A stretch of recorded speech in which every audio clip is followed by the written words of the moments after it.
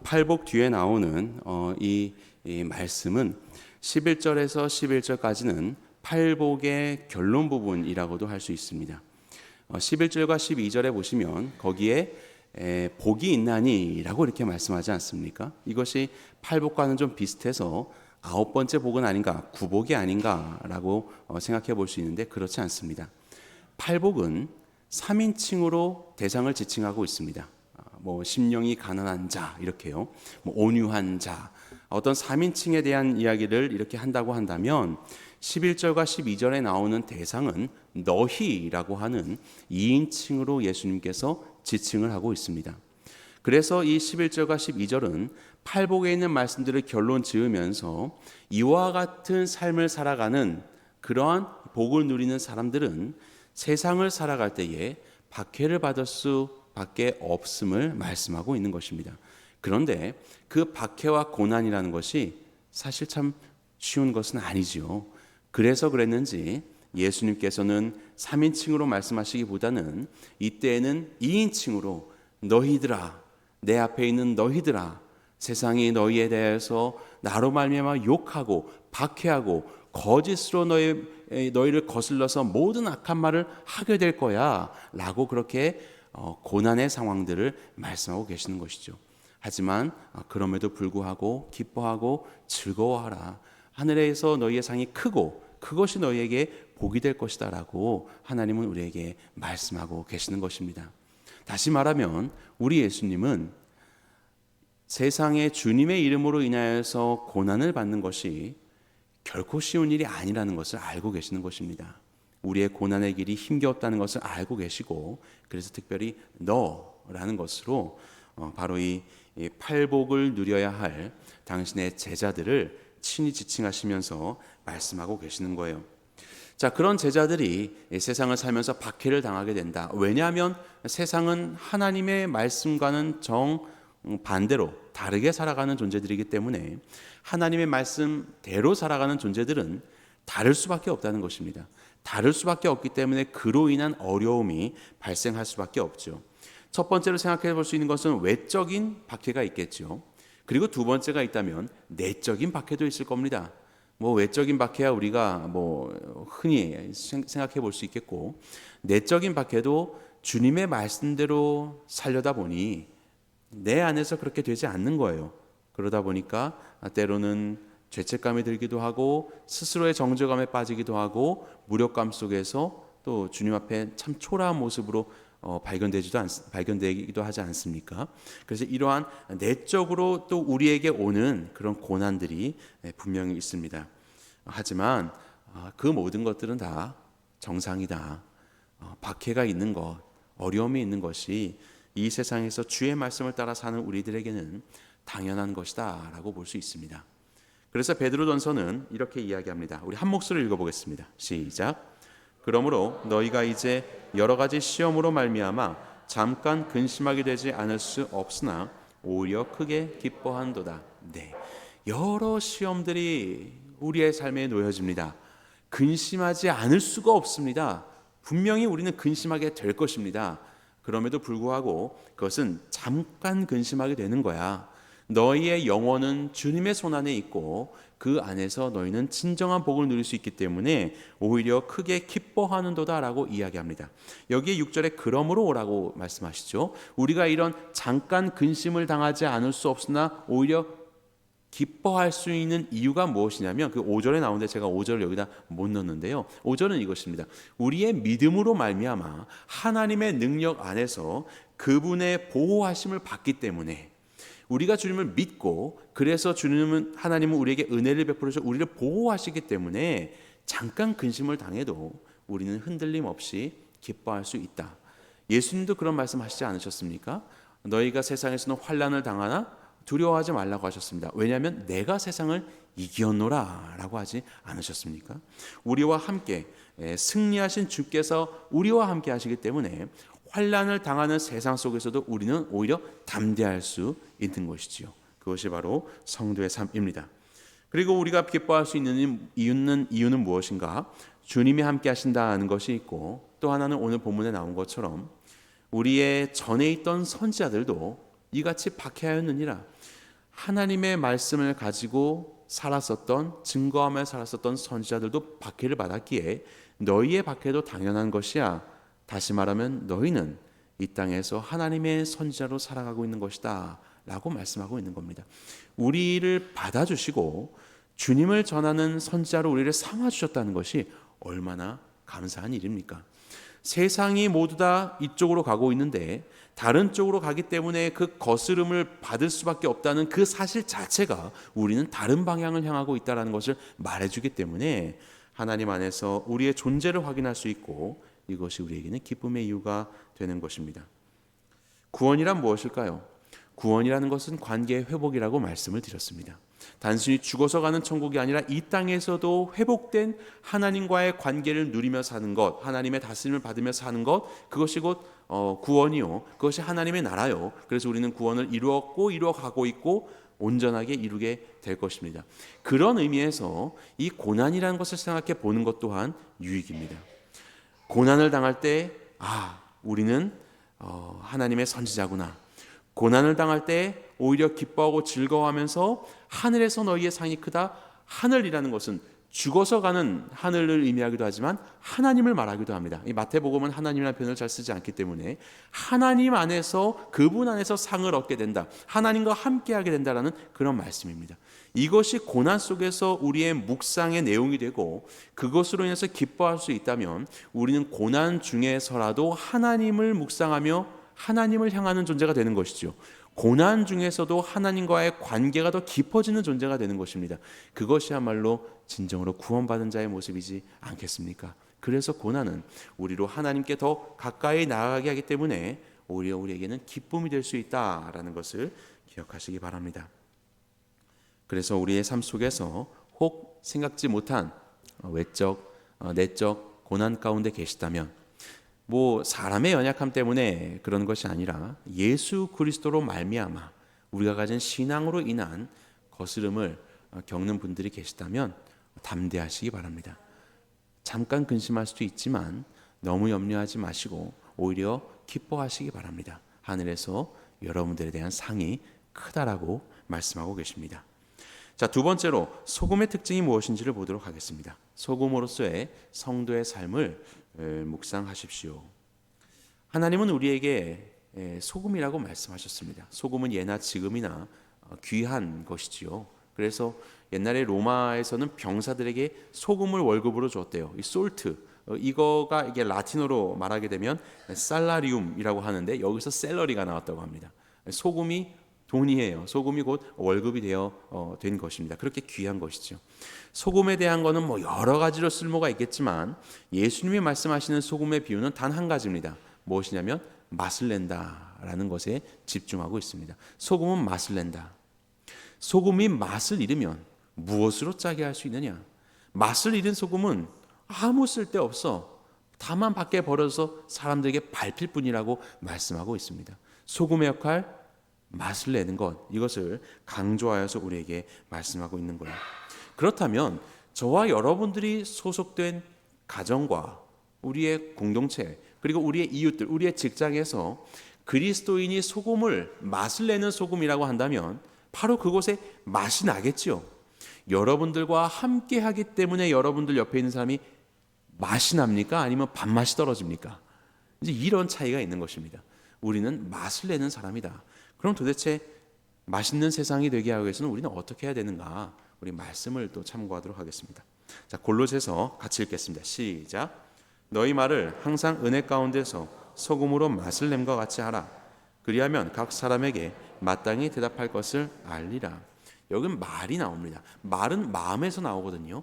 결국 말을 점검하라고 하는 것은 우리의 마음의 상태를 점검하라라는 말과 동일한 말로 볼 수 있을 것입니다. 자, 우리의 말을 항상 언제나 은혜 가운데서, 이것은 무엇이에요? 내 마음대로가 아니라 세상의 유행 가운데가 아니라 하나님의 말씀이죠. 하나님의 은혜, 하나님의 성품과 심정 안에서 소금으로 맛을 냄과 같이 말해라. 너희의 말이 하나님의 심정 안에서 맛이 나는 말을 하라는 거예요. 이것은 단순히 재밌는 말을 하라라는 의미는 아닌 것 같습니다. 하나님의 은혜 안에서 행하는 말은 어떤 말이 될까요? 이것은 사람을 살리는 말이 되겠죠. 사람을 살리는 말, 생명을 주는 말, 그를 격려하며 세우는 말, 바로 이런 것들이 우리의 말이고, 그것이 이 말의 근원인 우리의 마음, 하나님의 심정이 있는 우리의 마음의 상태여야 한다고 말씀하고 있는 겁니다. 그리하면 각 사람에게 마땅히 대답할 것을 알리라. 사람은 제각각 천차만별입니다.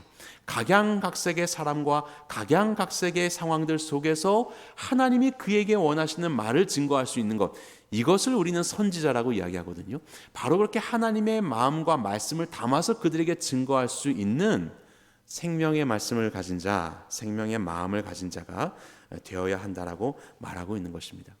이것을 한마디로 말하면 지혜로운 말이다라고 할 수 있을 것입니다.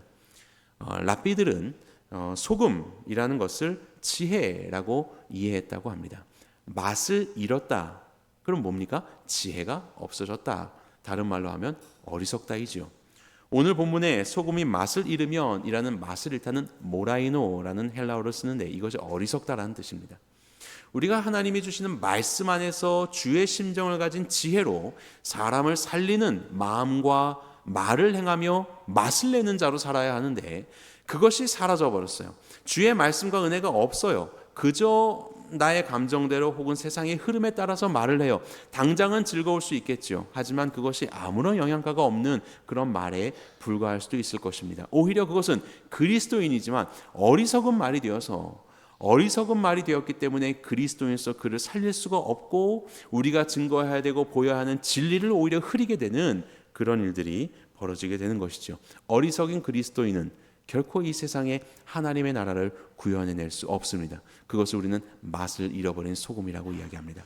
아무리 그런 사람이 한 줌이 있어도 맛이 하나도 나지 않는 것입니다. 하나도 생명이 나타나지 않는 것입니다. 살아나는 역사가 없는 것이죠. 그런 의미에서 우리 사랑하는 새누리 성도님들은 모인 곳마다 주님이 주시는 은혜 아래서 사람을 살리는 말들을 행하시길 바랍니다.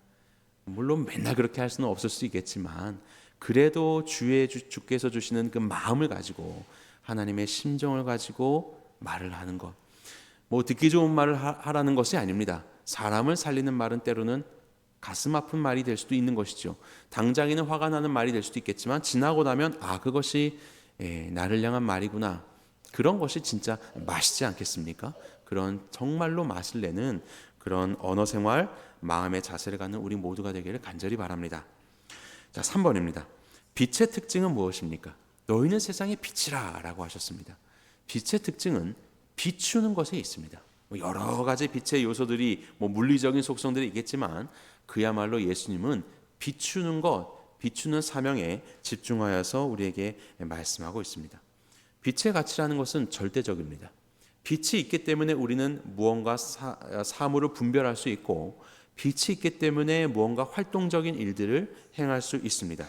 그리고 성경에 나오는 빛이라는 것은 어둠, 사망 이런 것과 대조되어서 우리에게 말씀하시는 생명의 의미를 가지고 있습니다. 요한복음에 보면 예수님은 당신을 세상의 빛이라고 말씀하셨는데 마태복음에 보면 오히려 예수님께서는 제자들, 우리들에게 너희가 세상의 빛이다 라고 그렇게 말씀합니다. 세상의 빛이라는 것은 세상을 향해서 비추는 빛입니다. 빛으로서 세상과 상관없는 곳에 있는 것이 아니라 세상을 비추는 빛, 바로 그런 우리의 역할을 강조해서 말씀하고 있습니다. 그렇게 우리의 빛이 사람 앞에 비추게 하여 그들로 너희 착한 행실을 보고 하늘에 계신 너희 아버지께 영광을 돌리게 하라고 말씀하셨습니다.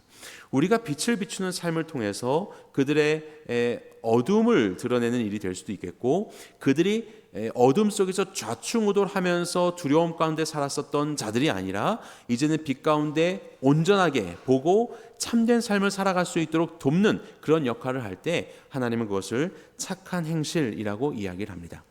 그러면 이 착한 행실은 구체적으로 무엇을 말할까요? 일단 원어로 보게 되면 착하다라는 말은 칼로스라는 말입니다. 칼로스. 우리가 지난 주일에 바나바는 착한 사람이요 라고 했습니다. 이것은 칼로스가 아니었죠. 이것은 아가토스라는 말이었는데, 아가토스는 선하다, 착하다, 유용하다 이런 뜻이라면 칼로스는 아름답다, 그리고 착하다, 유용하다 이런 뜻, 미적인 것에 좀 강조가 되어 있습니다. 둘 다 유용합니다. 하지만 하나는 흔히 우리가 착하다라고 할 때 착한 아가토스는 그걸 말한다면 칼로스는 아름답다, 예쁘다 이런 뜻을 가지고 있는 칼로스입니다. 요한복음 10장에 나오는 선한 목자 칼로스 목자라는 단어를 쓰는데요. 그렇게 세상이 우리를 보게 될 때 착한 행실이구나라는 거예요. 아름답구나. 세상이 성도들을 볼 때에 아름다움을 느낄 수 있는, 그들의 삶 속에서 근사함을 느낄 수 있는 그런 모습으로 살아가라라고 이야기합니다. 이런 모범적인 삶은 구체적으로 무엇을 말할까요? 자, 빌립보서 12장 15절 함께 읽겠습니다. 시작. 이는 너희가 흠이 없고 순전하여 어그러지고 거스르는 세대 가운데서 하나님의 흠없는 자녀로 세상에서 그들 가운데 빛으로 나타내며. 네, 첫 번째로 우리가 세상 가운데 착한 행실, 그들의 모범이 되는 삶은 무엇이냐면 하나님의 자녀다운 삶을 사는 것을 말합니다. 이 15절 말씀입니다. 하나님의 자녀다운 삶. 하나님의 흠없는 자녀다운 삶은 흠이 없고 순전한 삶입니다. 어그러지고 거스르는 세대 가운데서 주의 말씀을 품고 흠이 없고 순전한, 흠이 없다는 것은 하나님의 말씀 앞에 좌우로 치우치지 않는 것을 말하는 것이고, 순전하다라는 것은 겉과 속이 동일하여서 온전하다라는 말을 하는 것이죠. 통전적이라는 말을 하는 것입니다. 어제와 오늘과 내일이 다르지 않고 나의 내면과 겉이 다르지 않는 것입니다. 회칠한 무덤이 되는 것이 아닙니다. 하나님을 닮아서, 하나님의 자녀라고 했을 때 자녀는 아버지를 닮은 존재를 말합니다. 하나님을 닮아서 흠이 없고, 그리고 겉과 속이 같으며 어제나 오늘이나 내일이나 동일하신 하나님처럼 변함없는 그러한 삶을 살아가는 성도의 모습을 가져야 한다. 이것이 곧 우리의 착한 행실의 모습이라는 것을 볼 수 있습니다. 이것이 세상 가운데 우리가 살아가는 모습이에요. 자, 16절 보겠습니다. 시작. 생명의 말씀을 밝혀 나의 다름질이 헛되지 아니하고 수고도 헛되지 아니하므로 그리스도의 날에 내가 자랑할 것이 있게 하려 함이라. 아멘.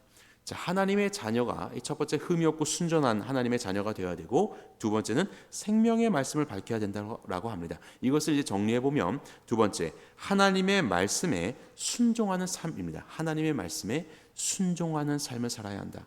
세상을 살아가면서 우리가 하나님의 말씀을 비춘다라고 했을 때 이게 무슨 말이 되겠습니까? 어디 저기다가 하나님의 말씀을 붙여놓는다고 세상에게 말씀을 비추는 삶이 되겠습니까? 메가폰을 들고 돌아다니면서 막 열심히 하나님의 말씀을 외친다고 해서 그것이 세상에 하나님의 말씀을 비추는 삶이 될까요? 그렇지 않습니다.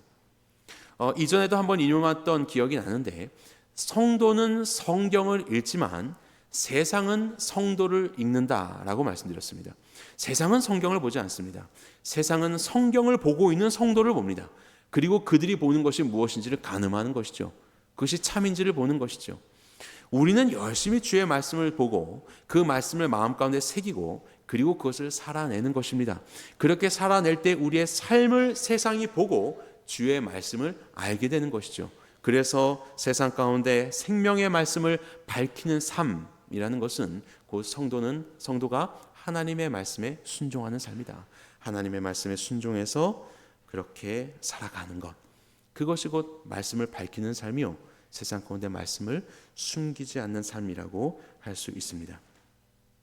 그래서 이러한 모범, 이러한 착한 행실의 가장 그 모범을 보이신 분은 예수 그리스도시지요. 하나님의 흠이 없으심과 그분의 그 순전하심을 온전히 닮으신 분이 예수님이시오. 그리고 생명의 말씀을 그 모습 자체로 이 땅 가운데 비춰주신 분이 바로 우리 예수님입니다. 우리는 예수님의 모범을 쫓아서 우리 또한 그렇게 살아야 하는 것입니다.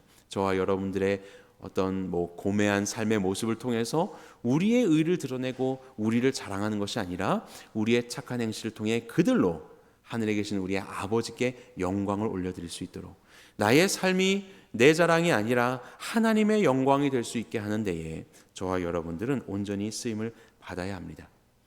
여기에도 지혜롭지 못한 어리석은 자가 등장합니다. 그는 누구냐면 사람이 등불을 켜서 말 아래에 두는 자, 이것이 어리석은 자죠. 여기서 말이라는 것은 약 9리터 정도가 들어가는 그릇을 말합니다. 작은 등불을 켜서 그것을 등경 위에 두어서 온 집안이 비추게 해야 되는데 그렇게 하지 않고 요만한 그릇에다가 덮어버리는 거예요. 빛을 감춰버리는 거예요. 아마 시간 지나면 빛이 꺼지지 않을까 싶은데 그것이 곧 어리석은 자의 모습이라고 그렇게 말씀하고 있는 것입니다. 빛을 숨긴다는 것이 무슨 의미일까요? 진리를 숨기는 것입니다. 이것은 어쩌면 우리의 삶에서 자주 일어나는 일일 수도 있어요. 진리를 부인하는 것, 이것은 진리를 숨기는 것입니다. 또 진리가 드러나야 하는 순간에 진리를 말하지 않고 침묵하는 것, 이건 역시도 진리, 빛을 숨기는 일이 될 것입니다. 그리고 우리에게 있는 이 빛이 그에게 비춰야 하는데 그에게 전달하지 않는 것, 이것이 말로 전달하거나 우리의 삶으로 전달하거나 그에게 하나님의 진리를 증거하지 않는 것 또한 말 아래에 우리의 진리를 감추어 두고 있는 것일 것입니다. 하나님이 우리에게 심겨주신 이웃과의 삶 속에서 선한 이웃으로 살아가지 못하는, 착한 행실을 보이지 못하고 있는 삶의 모습 또한 우리의 빛을, 진리를 말 아래에 감추고 있는 것일지도 모릅니다. 누가복음에서는 선한 사마리아인이 이웃을 섬기는 것을 말하고 있지요. 강도만서 죽어가던 나를 박해하고 멸시하였던 유대인을 오히려 자신의 모든 것을 다하여 권리를 포기하고 내가 가진 것을 돕고 끝까지 섬기는 그런 선한 사마리아인의 모습을 우리에게 말씀해 주시지 않으셨습니까? 그러한 착한 행실을 통하여서 이 모든 것의 원인, 이유가 되시는 하나님께 영광을 올려드려야 되는데 우리가 이웃과의 관계에서 그렇게 살아내지 못한다면 우리는 우리 안에 있는 진리의 빛을 말 아래에 감추고 있는 어리석은 존재가 되는 것입니다. 그렇게 살다가 교회에 와서 서로 끄집어 오면서 야, 네 불이 크네, 내 불이 크네 이러면서 이제 서로 자랑하고 또 세상 갈 때는 다시 이걸 좀 닫아서 간다면 그것은 하나님이 원하시는 그리스도인의 삶이 아니죠. 우리는 세상의 빛입니다. 세상의 빛을 비춰야 되는 그런 존재들입니다. 말씀을 맺겠습니다. 그 사자성어 중에 낭중지추라는 말이 있죠. 낭중지추, 주머니 속에 송곳이라는 뜻입니다. 주머니 속에 송곳이 있으면 눈에는 보이지 않는 것 같아 보여도 따가움이 있는 거죠. 손 넣으면 찔리게 되는 것입니다. 그렇게 무언가 특별한 존재는 결국 그 존재가 드러나게 될 수밖에 없다. 사람 안에 있는 재능이 있다면 결국 그 재능이 발휘될 수밖에 없다. 이런 것이 낭중지추라는 말입니다. 우리가 그리스도인으로서 하나님의 말씀을 가지고 살아간다면, 하나님을 사랑하는 주의 심정이 우리 안에 가득하다면 우리가 그 어느 곳에 있어도 결국 그리스도인으로서 우리는 티가 나게 마련일 것입니다. 그가 있는 곳은 참 맛있는 공간이 될 것입니다. 그가 함께하는 시간은 참 맛있는 사건이 이루어지는, 맛있는 만남이 이루어지는 것이 되겠지요. 그가 있는 곳마다 부패함이 없어질 수 있을 것이고 그가 있는 곳마다 어둠이 떠나가게 되는 그런 역사가 일어나게 될 것입니다. 이것이 우리가 온전한 그리스도인이라면 우리가 소금이고 우리가 빛이기 때문에 이렇게 살게 되는 것입니다. 예수님은 분명히 말씀하셨습니다. 소금이 되고 빛이 되라고 하지 않으셨습니다. 이미 제자들은 소금이고 빛입니다. 그것을 세상 가운데 이제 비춰야 한다라고 말씀하고 있는 것이지요. 우리가 어느 곳에서 주의 말씀을 감당해야 하는가? 우리끼리 모이는 수도원 생활이 아니라 하나님이 우리를 부르신 바로 그 세상에서 하나님의 말씀으로 인한 다름을 살아내는 것에 두려움 없이 담대하시기 바랍니다. 그 다름을 살아낸다는 것이 결코 쉽지는 않지요. 그렇기 때문에 더욱더 주님의 지혜를 구하고 또 그 삶을 살아가고 있는 우리의 이 성도들의 무리들과 함께 기도하며 또 함께 격려하며 그러한 삶을 살아가기 위해 우리는 더욱더 노력해야 할 것입니다. 그렇다면 새누리에 사랑하는 성도님들이 계시는 그 모든 곳마다 여러분들이 소금이기 때문에 바로 그곳은 맛있는 곳이 될 것이고 여러분들이 빛이기 때문에 그곳에 있는 어둠은 빛의 비춤을 받게 될 것입니다. 이 귀중한 일에 쓰임 받는 우리 모두가 되기를 주님의 이름으로 간절히 축원합니다.